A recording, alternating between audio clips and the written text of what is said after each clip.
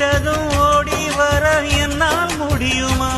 நான் திருத்தி வச்ச இலைய நீ மூடலாமா மாமா? என் ருசிய தெரிஞ்சுக்காம நீ சமைச்சு வைக்கலாமா? நான் ஆக்குனது அருடலாமா? மாமா சாப்பிட வாரிகளா இல்ல தோப்புக்கு வாரிகளா? மாமா சாப்பிட வாரிகளா இல்ல தோப்புக்கு போறீங்களா?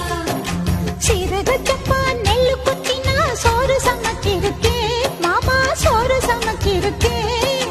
சேலத்து மாம்பழச்சாறு எடுத்து நல்ல ரசமும்